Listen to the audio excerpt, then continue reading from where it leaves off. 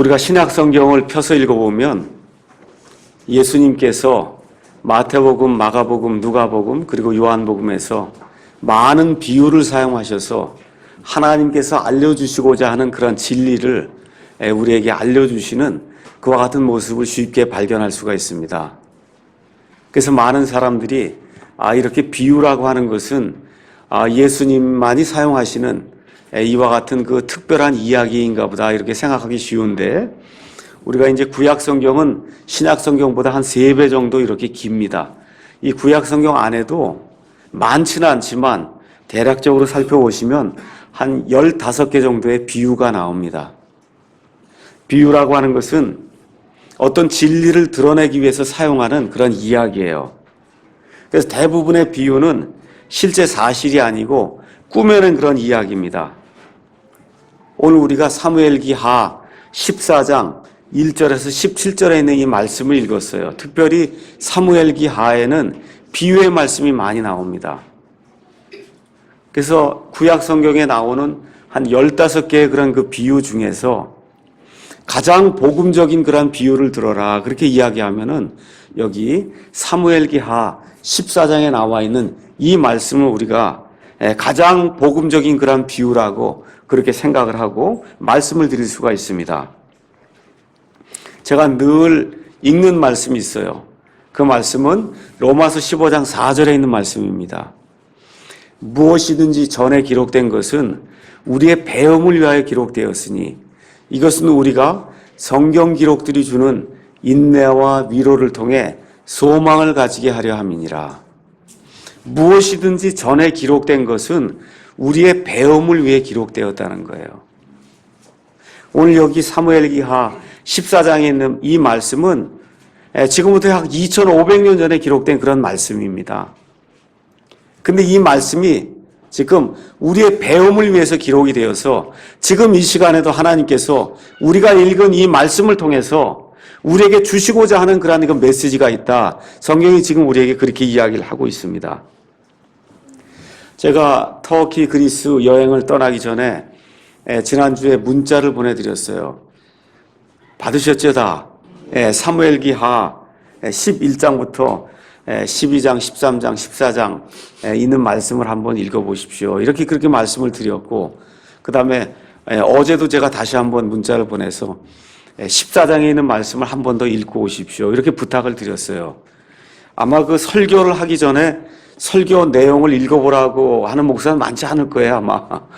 그러니까 오늘은 사무엘기하 14장에 있는 이 말씀을 가지고 설교를 하시려나 보다. 아마 이렇게 생각을 하시고 대부분 다 읽고 오셨으리라고 믿습니다.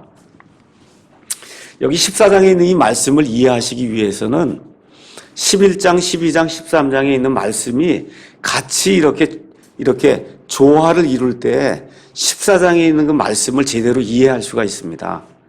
그래서 여러분이 먼저 한번 예습을 하고 이 자리에 오면, 그러면 제가 한번 복습을 해드리고, 그리고선 이 성경 말씀, 오늘 14장에 있는 말씀을 심층 분석을 하게 되면, 그러면 하나님께서 오늘 이 자리에서 우리에게 주시고자 하는 그 메시지가 무엇인지 우리가 잘 이해할 수 있으라고 생각이 돼서 제가 여러분에게 숙제를 드렸던 겁니다.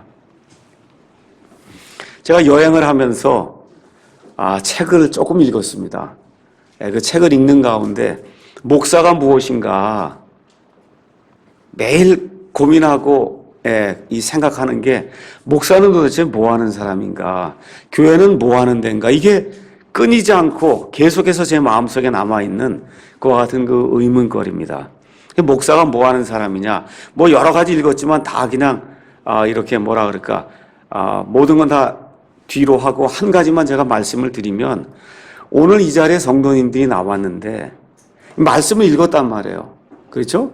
그러면 목사의 설교를 통해서 오늘 읽은 그 말씀이 예전에 목사의 설교를 듣기 전보다 더 가깝게 친밀하게 하나님이 주시는 그런 말씀으로 인식이 될 수 있도록 이 하나님의 말씀을 설명해 주는 그런 사람이 목사다. 그러한 내용의 그 말씀을 제가 읽고 오늘 제가 다시 한번 다짐을 하고 나왔습니다. 오늘 사무엘기하 14장 말씀을 읽었는데 오늘 이 목사의 설교를 듣기 전보다는 들은 이후에 사무엘기하 14장에 있는 이 말씀이 조금 더 이해가 잘 돼서 이게 이 말씀이었구나.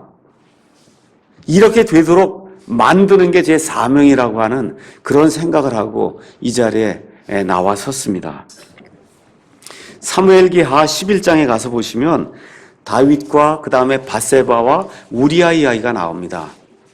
여러분께서 잘 아시지만 다윗은 하나님의 마음에 합한 그런 사람이에요. 근데 참 알 수가 없는 그런 일들이 우리 인생에서 생기는데 이렇게 하나님의 마음에 합한 그런 사람이라고 하는 다윗에게 정욕이 들어가게 될 때 도저히 평상시에 온전한 그런 생각으로는 행할 수 없는 것과 같은 일을 다윗이 행하는데 제가 가서 다시 한번 그 말씀을 읽을 때 사람이 이렇게 악할 수가 있을까 하는 그런 생각을 해보게 됐습니다. 자기의 모든 종들이 나가서 지금 암몬 족속하고 싸워서 그래서 전쟁을 하고 있는 동안에 다윗은 평안히 성에서 누워서 지내다가 가만히 내려다보니까 아름다운 여인이 있었어요. 목욕하는 그런 모습이 보였습니다. 이 여인에게 음욕을 품고 이 여인을 데려다가 겁탈을 하고 그러고서는 이 여인의 남편이 누구냐고 물었더니 우리아라고 이야기하는데 우리아가 자기의 종입니다. 자기의 신하예요. 이 우리아를 죽이기 위해서 요압이라고 하는 그런 사람을 사용해서 그래서 이 우리아를 가장 위험한 그런 지역으로 보내갖고 이 우리아를 죽게 만드는 이와 같은 그 사악한 일이 여기 사무엘기하 11장 말씀에 기록이 되어 있습니다. 이 엄청난 이 악한 일이 이루어진 이후에 하나님께서 이 일을 기뻐하지 아니하셨다고 성경이 기록을 하고 있습니다. 하나님이 이 일을 기뻐하지 아니하셨다. 하나님이 불쾌히 여기셨다는 거예요. 그리고 하나님께서 하나님의 대언자 나단을 보내서 그래서 이 나단 역시 비유를 사용해서 그래서 다윗의 죄를 일깨워주는 그런 내용이 사무엘기하 12장의 말씀으로 나와 있습니다. 어린 암양의 비유가 그 안에 기록이 되어 있어요. 여러분이 잘 아시다시피 부자가 있었고 가난한 사람이 있었어요. 이 가난한 사람에게 어린 암양이 있었는데 이 암양이 너무나 귀중한 존재가 돼서 마치 가족의 하나와 같이 여길 수밖에 없는 그러한 존재로 이 가난한 사람이 어린 암양을 귀중히 여겼습니다. 라고 이야기를 했습니다. 그런데 부자에게 손님이 찾아왔어요. 그런데 부자에게는 양도 많고 염소도 많고 대접할 것이 많은데도 불구하고 자기 것에서 취해서 음식을 만들어 이 손님을 대접하지 않고 가난한 자에게 가서 그 어린 암양을 취해서 이 사람이 생명같이 여기고 가족같이 여기는 이 어린 암양을 취해서 그래서 이 손님을 대접했습니다. 라고 하는 그런 비유의 말씀을 들을 때 다윗이 분개하게 됐습니다. 어떻게 이런 일이 있을 수 있겠냐? 라고 이야기할 때 나단 대언자가 뭐라고 얘기해요? 그게 바로 당신입니다. 그 악한 일을 행한 그 사람이 바로 당신입니다. 라고 이야기를 합니다.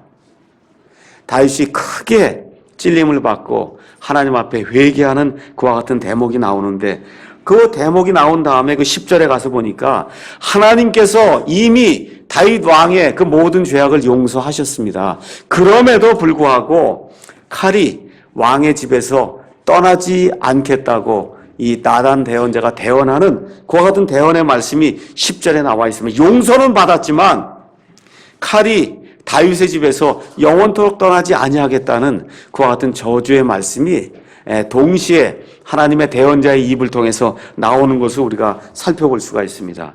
칼이 다윗의 집에서 떠나지 않는다라고 하는 이러한 말씀의 약속에 따라서 첫 번째로 다윗과 그 다음에 밧세바 사이에 태어난 아이가 죽게 돼요. 그러고 난 다음에 죽는 것이 암논이라고 하는 다윗의 아들이 죽는 그와 같은 사건이 사무엘기하 13장에 기록이 되어 있습니다.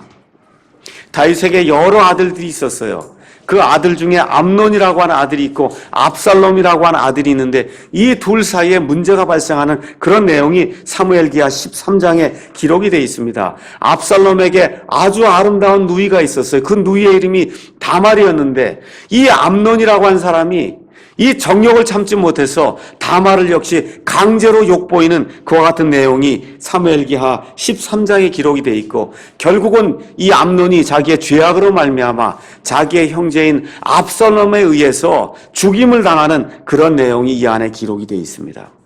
압살롬은 이 일을 행하고는 어디로 도망가요? 그술이라고 하는 그러한 땅으로 도망해서 3년 동안 지금 그 땅에서 다윗 왕의 얼굴을 피해서 그래서 숨어 지낼 수밖에 없는 그러한 불행한 일이 이 안에 이제 기록이 되어 있습니다.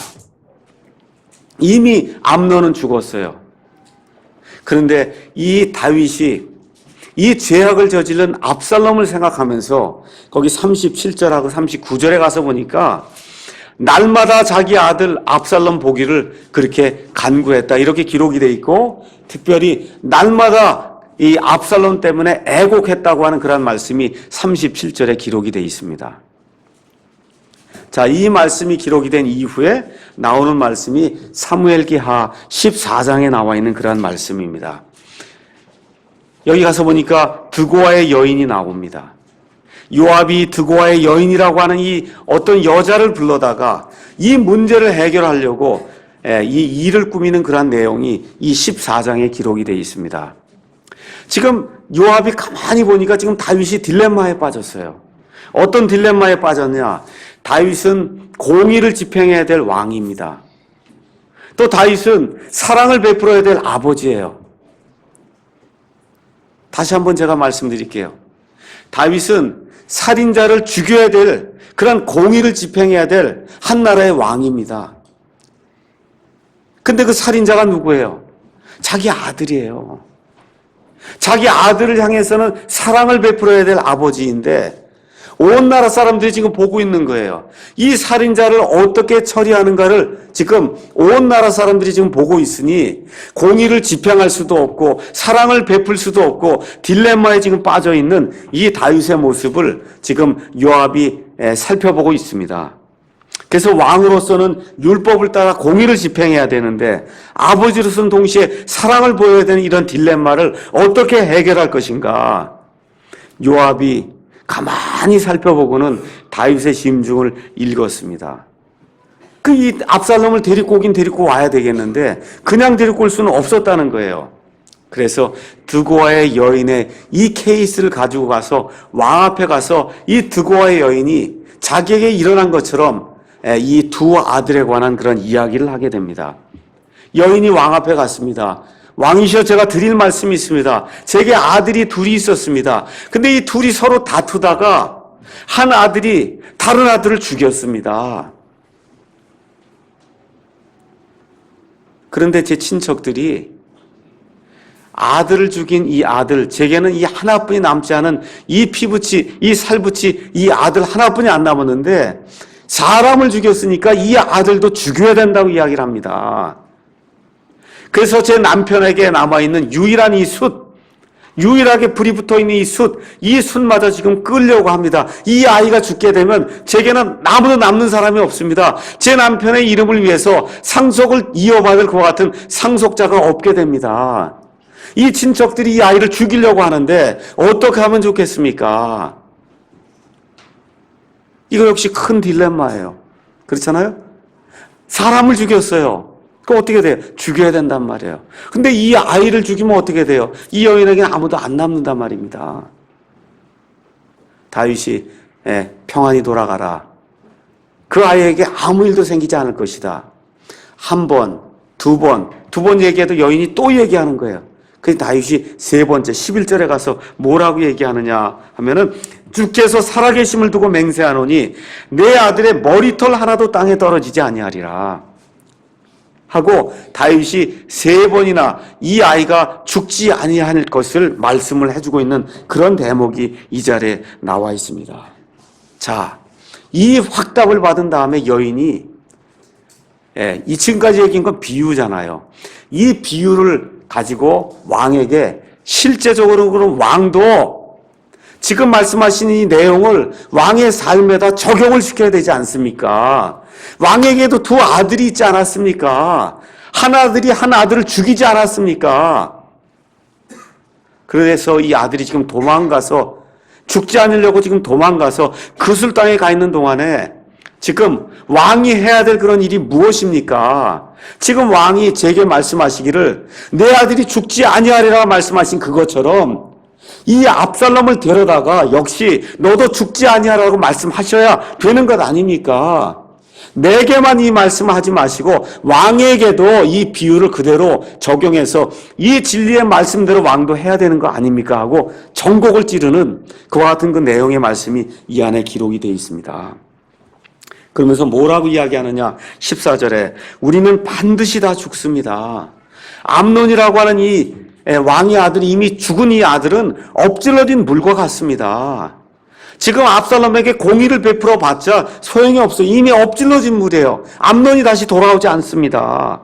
압살롬에게 공의를 집행한다고 해서 암논을 살릴 그런 방법이 없습니다.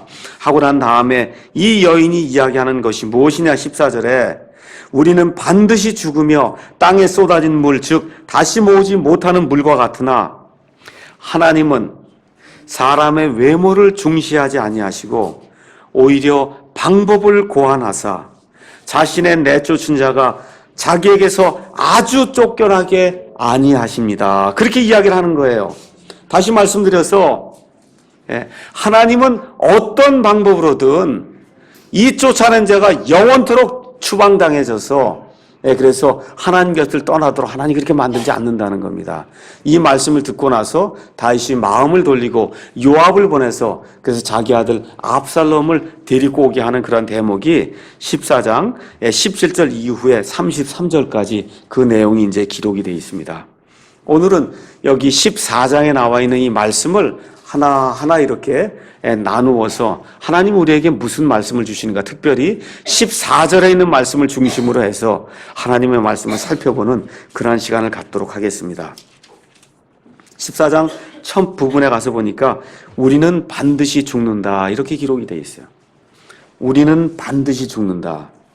제가 전도서 8장 8절에 있는 말씀을 잠깐 읽어보겠습니다. 영을 다스리는 권능이 있어 영을 머무르게 할 사람이 없고 죽는 날에 권능을 가진 사람도 없으며 그 전쟁에서는 죽는 그 전쟁에서는 면제받는 것도 없나니 사악함도 자기에게 넘겨진 자들을 건져내지 못하리라. 여러분, 죽는 일은 성경이 뭐라고 얘기하느냐 하면 영이 떠나는 것, 혼이 떠나는 것을 죽는 것이라고 이야기합니다. 그런데 여기 가서 보니까 뭐라고 기록되어 있어요? 영을 다스릴 권능이 있어서 영을 머무르게 할 사람이 없다는 거예요. 우리의 영이 떠나면 죽는 건데 잘 보세요. 이 영이 영원토록 우리 가운데 머무르게 할 수 있는 사람이 한 사람도 없다는 겁니다. 죽는 날에 권능을 가진 사람이 없다는 거예요.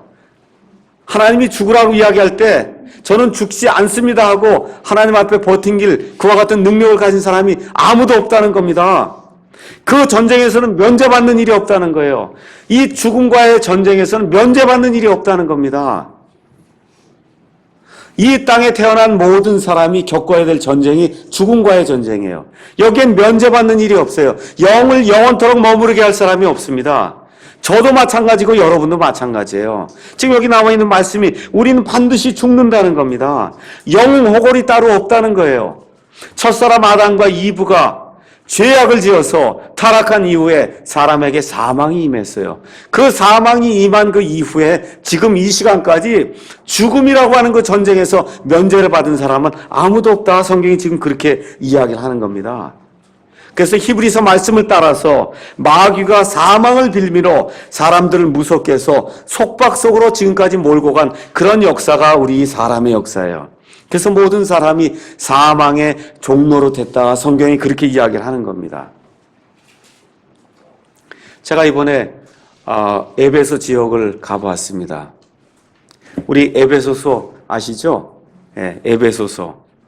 에베소라고 하는 그런 그 지역은 지금부터 약 2000년 전에 사도 바울이 살던 그 시대에는 전 세계 4대 도시였어요. 제일 큰 도시가 로마, 그 다음이 알렉산드리아, 그 다음이 안디옥, 그 다음이 에베소예요. 전 세계 4대 도시. 얼마나 컸으면 전 세계 4대 도시라고 얘기했을까요? 그 안에 다이애나의 신전이 있었어요.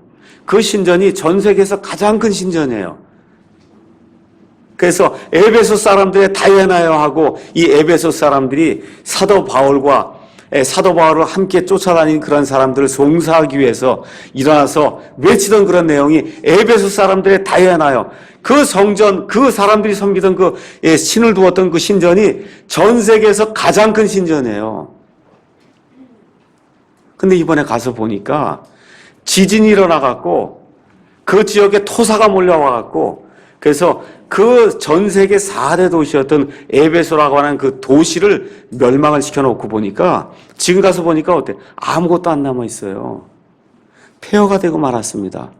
그 폐허가 된 것을 지금 사람들이 가서 발굴해갖고 그래서 원형 경기장도 만들어 놓고 그 다음에 그 안에 극장도 만들어 놓고 각종 그 안에 들어있던 모든 목욕시설 이런 걸 복원을 하고 있는데 그 양이 엄청납니다. 사람은 다 죽어요. 아무리 영웅호골이라고 해도 아무리 큰 도시라고 해도 하나님께서 단 한 번에 지진 한 번 보내시면 모든 사람이 죽을 수밖에 없습니다. 모든 것이 다 허물어 내려질 수밖에 없다고 하는 그런 사실을 우리가 반드시 이해를 해야 돼요. 그래서 예수님을 믿는 것, 이것은 무엇이냐 하면 사망에서 벗어나는 겁니다. 왜 예수님을 믿냐? 잘 먹고 잘 살기 위해서 믿는 것이 아니에요. 가장 근본적인 이유는 무엇이냐? 사망에서 벗어나는 것이 예수님 믿는 가장 근본적인 이유입니다. 로마서 6장 23절에 죄의 삭은 사망이라고 그랬어요. 그러나 하나님의 선물은 우리 주 예수 그리스도를 통해 얻는 영존하는 생명이라고 이야기했습니다. 그게 예수님을 믿는 가장 큰 이유예요. 한 번 죽는 것은 사람들에게 정해져 있고 이것 이후에는 심판이 있다고 성경이 우리에게 이야기하는 겁니다. 그래서 오늘 이 말씀을 읽고 제가 여러분에게 묻고 싶어요. 여러분, 죽음에 대비한 그런 삶을 살고 계십니까?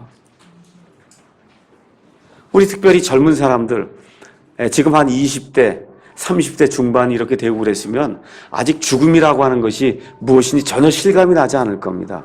내가 왜 죽어? 영원토록 살 것 같은데 저도 그랬어요. 근데 이제 나이가 점점 들다 보니까 이제는 죽음을 많이 생각하게 됩니다. 죽음을 많이 생각하게 돼요.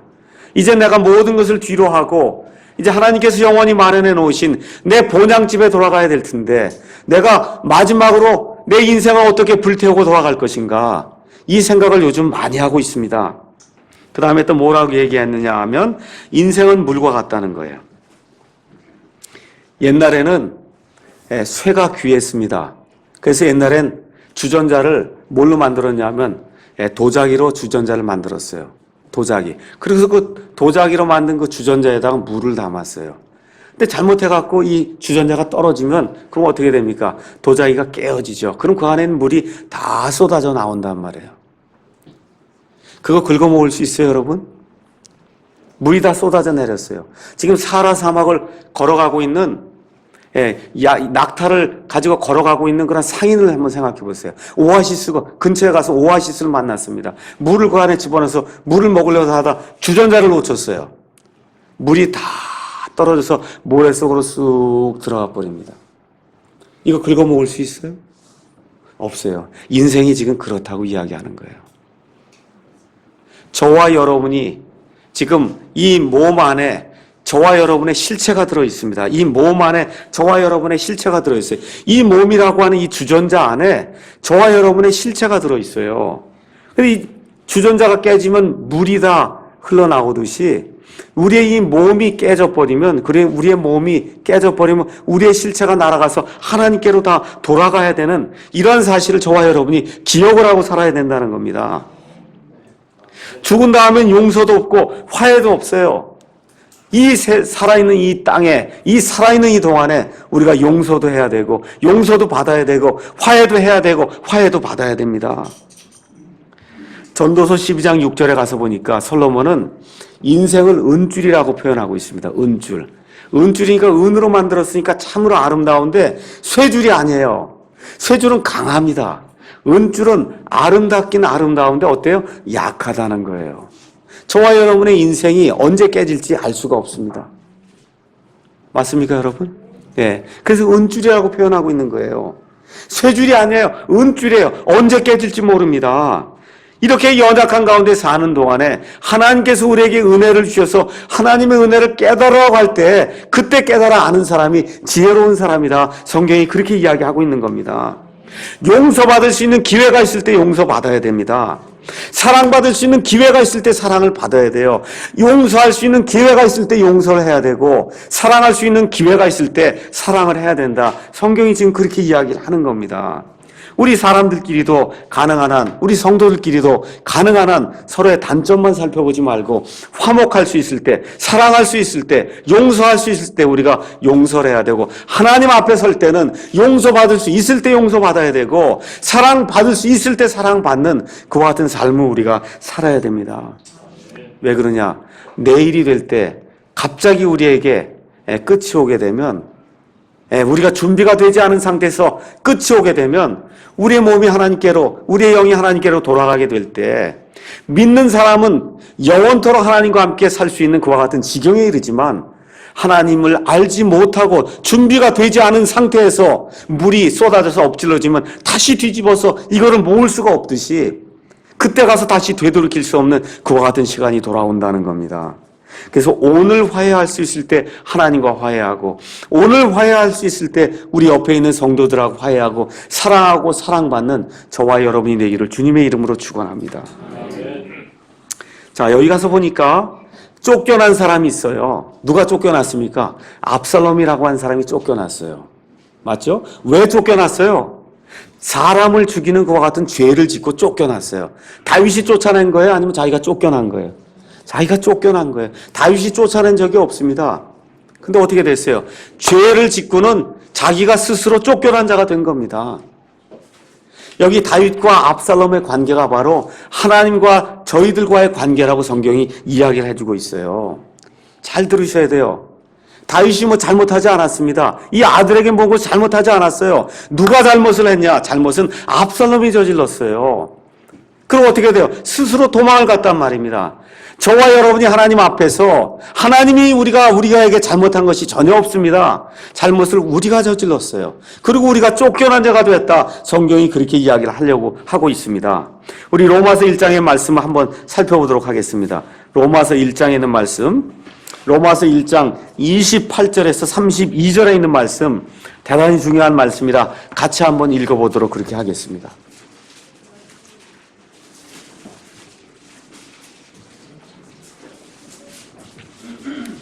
로마서 1장 28절에서 32절에 나와 있는 말씀입니다. 읽어보겠습니다.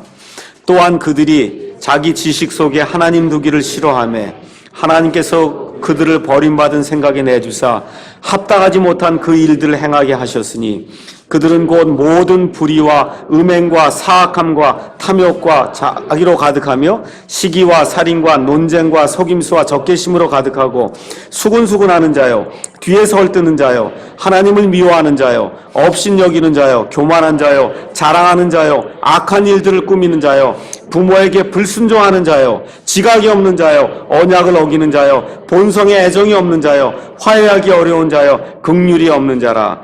그들이 이런 일들을 행하는 자들은 죽어야 마땅하다는 하나님의 심판을 알고도 같은 일들을 행할 뿐 아니라 그런 일들을 행하는 자들을 기뻐하느니라. 이렇게 기록이 되어 있습니다. 여기 28절에 보니까 그들이 자기 지식 속에 하나님 두는 걸 싫어했다 그랬어요.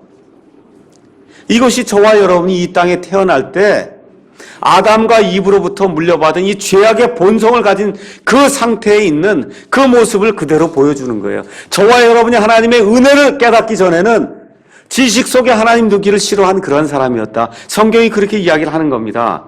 이렇게 될 때 하나님께서 어떻게 한다 그래요? 버림받은 생각에 그들을 내어주신다. 이러한 관계로 말미암아 저와 여러분이 하나님에게서 쫓겨난 이와 같은 방랑하는 사람이 되었다. 성경이 그렇게 이야기를 하는 겁니다. 다시 한번 말씀드리면 사람은 하나님의 자녀인데 자녀는 자녀예요. 하나님의 형상으로 지음을 받은 그와 같은 사람은 사람인데 어떤 상태에 있냐? 이 땅에 태어난 그 순간부터 하나님에게서 쫓겨난 그런 상태에 있다는 겁니다. 압살롬과 마찬가지로 죄를 지어서 율법의 심판 아래 놓여 있는 그와 같은 존재다. 성경이 그렇게 이야기하고 있는 겁니다. 이 땅에 태어나는 그 순간부터 사람은 하나님과 분리되어 있는 그런 존재다. 성경이 그렇게 이야기를 합니다. 여러분, 예전에는 유리가 없었어요. 그래서 어떻게 거울을 만들었냐 하면 청동을 매끄럽게 갈아가지고, 그래갖고, 이거를 반짝반짝하게 닦아. 그래서 이 거울을 봤습니다. 이렇게 만들어 놓은 이걸 거울이라고 하니 이 거울과 거울을 매끈하게 이렇게 갈아가고 두 개를 이렇게 대면은 잘 붙습니다. 잘 보세요.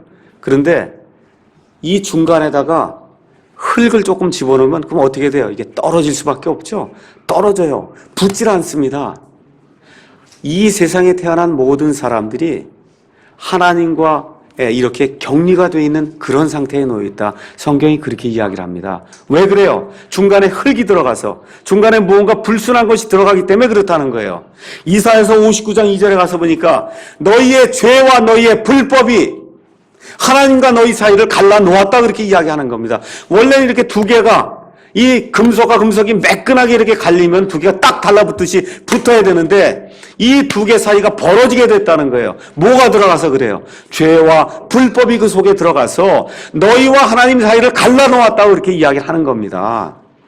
그래서 저와 여러분이 이 땅에 태어난 그 순간 어떤 상태에 들어가냐? 압살롬과 마찬가지로 공의의 심판을 받아서 율법에 따라서 정죄해 놓을 수밖에 없다. 성경이 그렇게 이야기를 하는 겁니다. 마지막으로 살펴봐야 될 대목이 있어요.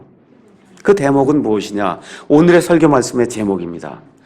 방법을 고안하시는 하나님. 하나님이 이걸 그대로 놔두시면 우리에게는 이 지옥의 정죄를 피할 그런 방도가 그거 외에는 다른 방도가 남아있지 않아요. 지옥에 들어갈 수밖에 없는 그런 상태로 우리가 살 수밖에 없다. 다시 말씀드리면 여기까지가 이야기의 끝이면 우리에게 소망이 없다는 거예요. 근데 거기 가서 보니까 뭐라고 기록되어 있어요?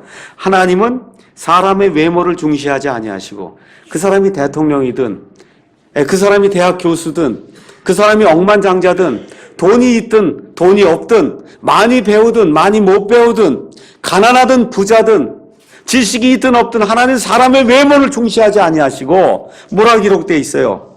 오히려 방법을 고안하사 방법을 고안해 내신다는 거예요. 어떻게 하든지 방법을 고안해서 어떻게 한다는 겁니다. 자신의 내쫓은 자가 자기에게서 아주 쫓겨나지 아니하게 하십니다. 이게 하나님의 방법이라는 겁니다. 저와 여러분이 태어날 때 죄 가운데 태어났어요. 불법 가운데 태어났습니다. 죽을 수밖에 없는 가운데 태어났어요. 근데 하나님은 사람의 외모를 중시하지 아니하신다는 거예요.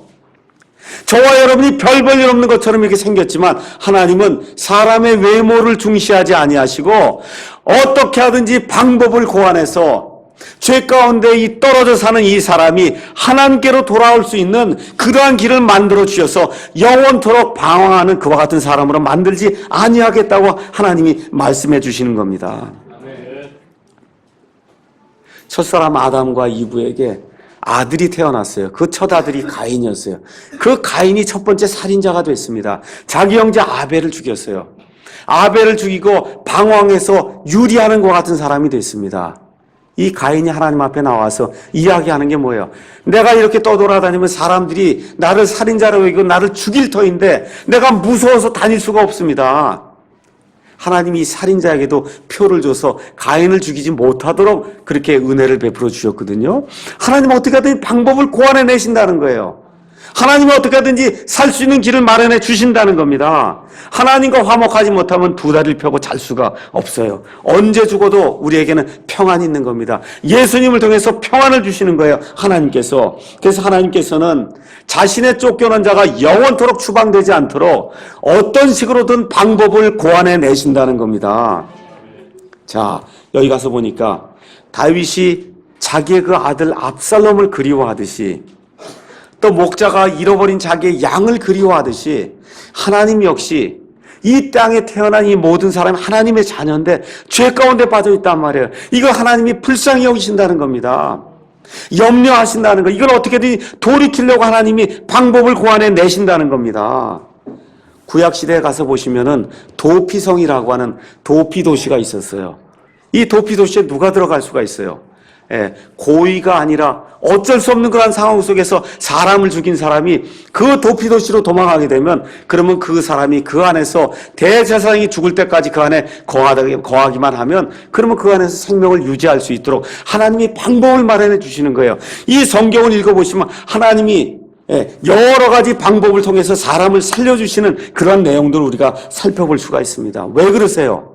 하나님은 공의이시고 동시에 하나님은 사랑이시기 때문에 하나님의 공의와 사랑이 사람을 살리시는 그러한 방법을 어떤 식으로든 찾아내시려고 한다는 겁니다. 자, 이 말씀 한번 보시니까 어떻게 기록이 되어 있어요? 다윗이 공의를 저버리고 그리고 어떻게 해요? 긍휼을 택해서 자기 아들을 돌아오게 한단 말입니다. 잘 들으셔야 됩니다. 다윗은 공의를 저버렸어요. 왜 그래요? 공의를 왜 저버렸어요? 원래 이 살인자는 죽여야 되잖아요. 근데 죽여야 살려요. 살리잖아요. 살리면 공의가 훼손이 돼요? 훼손이 안 돼요. 훼손이 돼요. 다윗은 사람이기 때문에 공의를 훼손시키고 긍휼을 택해서 그래서 자기 아들을 되돌아오게 했어요. 하나님 그렇게 할 수 있을까요? 없을까요? 하나님 그렇게 못해요. 하나님은 절대적인 공의의 하나님이에요. 공의를 훼손시키면서 사랑으로 사람을 구원할 수가 없습니다. 하나님의 공의의 심판 안에서 모든 사람이 죄인이 됐어요. 하나님이 그러니까 무조건 다 사랑해야 되겠다고 모든 사람을 몽땅 다 구원해낼 수는 없다는 겁니다. 그렇게 되면 하나님의 공의가 망가져요. 하나님의 공의가 훼손이 됩니다. 그래서 하나님은 그 방법을 택할 수가 없었어요. 어떤 방법을 택해야 돼요? 공의도 만족을 하고 사랑도 만족시키는 그 방법을 하나님이 택해야 된다는 겁니다. 다윗은 공의를 훼손시키고 사랑을 베풀었어요. 하나님 그렇게 할 수가 없어요. 우리 하나님은 공의의 하나님이에요. 절대적인 공의와 심판의 하나님입니다. 동시에 절대적인 사랑과 긍휼의 하나님이에요. 그래서 공의와 사랑을 동시에 만족시킬 수 있는 이 방법을 통해서만 사람을 사랑하실 수가 있습니다. 그 방법이 뭐예요?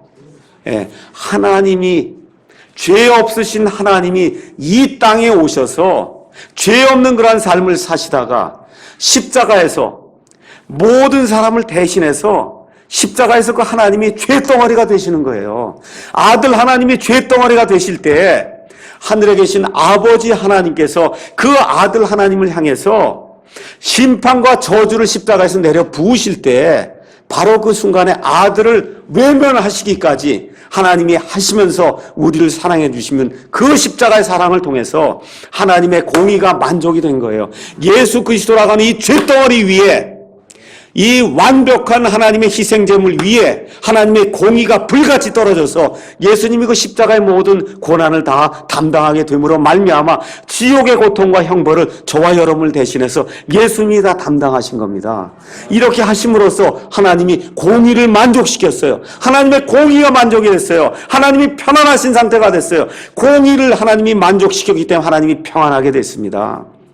그렇고 동시에 하나님의 사랑이 만족이 되어서 그래서 그 십자가에서 하나님께서 다 이루었다고 하는 그런 말씀과 함께 죽으시는 그 순간을 통해서 모든 사람의 죄악이 용서가 되는 그와 같은 아름다운 일이 십자가에서 일어나게 된 겁니다.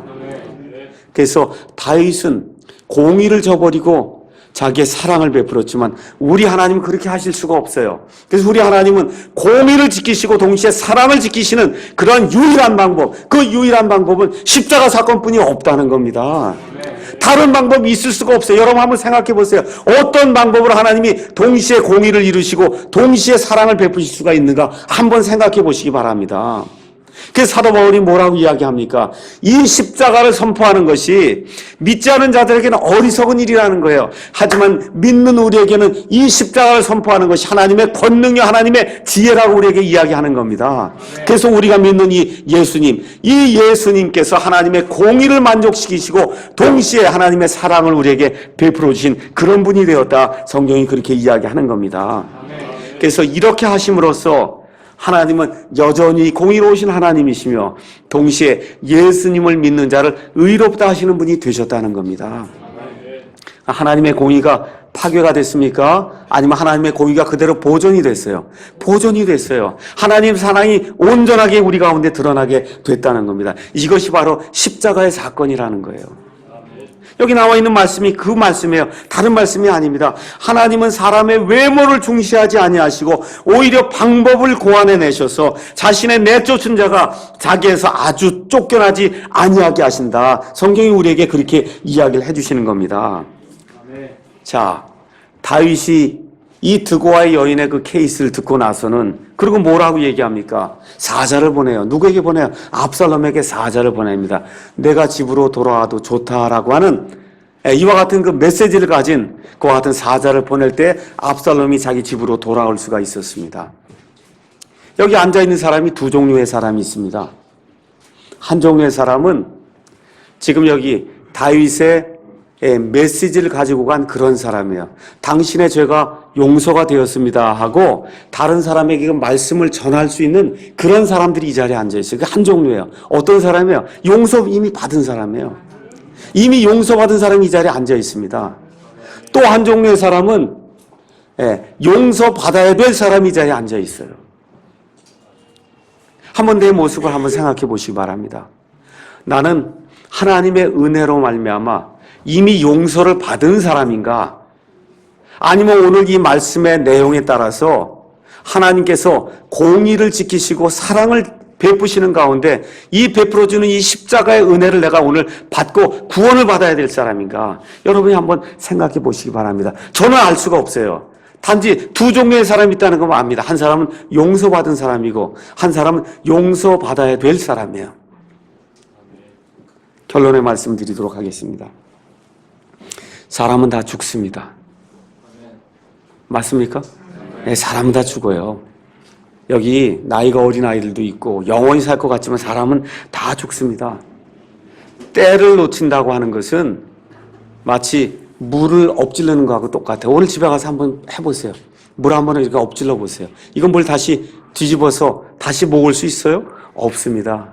없어요. 기회가 오늘 가면은 그 기회가 내일 다시 오지 않을지도 모릅니다. 한 번 죽는 것은 사람들에게 정해진 것이다. 성경이 그렇게 이야기합니다. 오늘 결정하셔야 돼요. 나는 이 말씀을 가지고 와서 화해의 말씀 오늘 전해야 될 것인가?